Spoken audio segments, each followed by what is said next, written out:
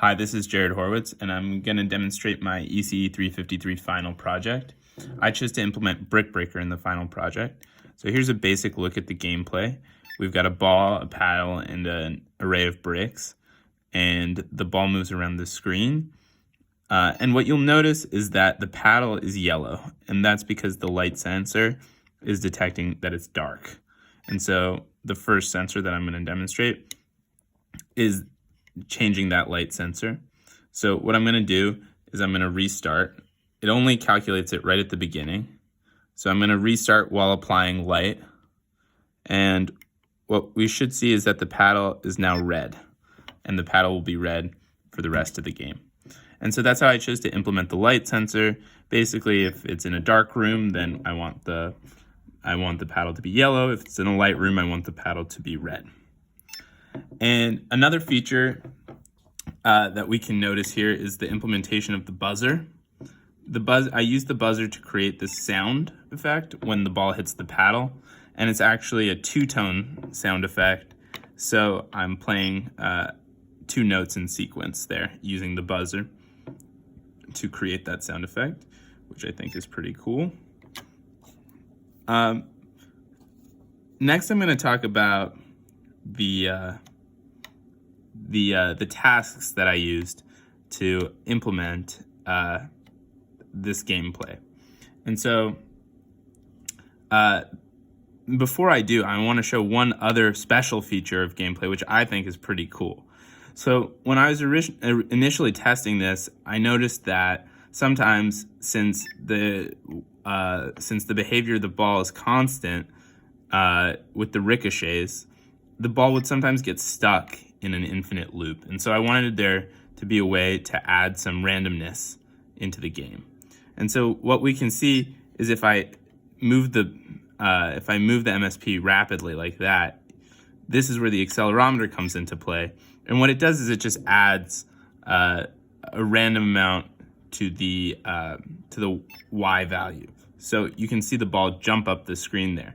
And that helps me vary the position of the ball and win the game more quickly. So I think that's pretty cool. So now I'll talk about some of the tasks that I used to implement this game. So one task that I used is called Task Joystick ACC. And that task uses the ADC, the analog to digital converter on the MSP. And essentially what it does is it samples every 5 milliseconds. There you see I won the game. So the last brick was eliminated. I won the game. And what Task Joystick ADC does is it does a sequence of channels. The MEM0 gets the joystick input, and MEM1 gets the accelerometer input. And the reason why I combine those two is because they're both using the analog to digital converter. And so what those tasks do is they use task notifications on the whenever the ADC ISR is called. They use task notifications to send a message to another task, which is called Task Paddle, and that's the task that moves the paddle and also assigns it its color. Or rather, the color is assigned by Task Paddle right at the beginning, but that is the task that assigns the paddle its color and also moves it. Similarly, I have a similar pair of tasks for the motion of the ball. And those tasks are called Task Ball and Task Ball Motion. So essentially what happens is Task Ball Motion uses the timer 32 to regularly update the position of the ball, or rather regularly calculate the new position of the ball, and then it sends that update to Task Ball, which then actually draws it on the screen. And of course, whenever I say it's when one task sends something to another task, I'm referring to message queues there. So essentially that's the gameplay. I'll demonstrate a loss so you can see that in this case, the player didn't get the ball with the paddle, so the ball stopped there, it's red. And it changed color and turns red. And this is actually a good opportunity to demonstrate the accelerometer. So as you can see, if I move the if I move it up, the ball moves up the screen by a random increment, which I think is pretty cool because it's a very useful application. The one other thing I'll point out is that the ball is blue, and when it ricochets here, I'm going to add some randomness using this, and the ball turns orange. And then when it hits the bricks, I reset it to blue. And the reason why I did that is I think it's good to be able to see visually when this randomness is being added. So here I can do it again, and you can see it's orange, and then it goes back to blue. And if we try and go ahead and win this game, we eliminate 2 bricks there. I'll add some more randomness to jump up there and get a couple more bricks. And we continue to eliminate bricks. One of the challenges for me was getting the accelerometer to work well with the joystick, and so I had to switch from my original implementation, which used just the single channel ADC, to a sequence of channels. Fortunately, we covered that in class, so it wasn't too difficult, but that did pose a challenge for me.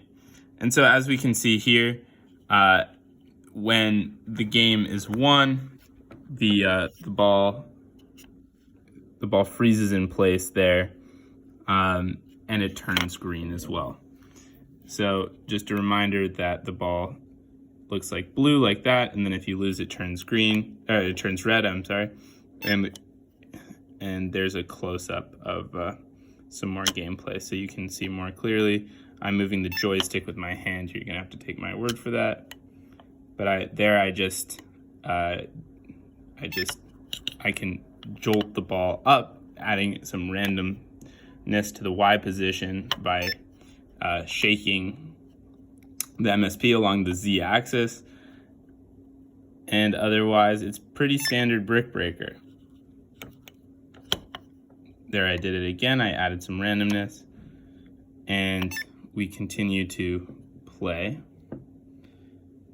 Now I could speed up the game to make it more challenging, and I think that perhaps if I had a little more time, what I might do is use the button to change between speeds, or maybe allow for a mode that uses the X and the X position of the MSP from the accelerometer in order to move the paddle side to side instead of the joystick. And so those are a few changes. I think I also would probably add a splash screen for game start, game over, and also add some game music probably too for the game start and game over too. So those are a couple of changes that I would make if I had more time.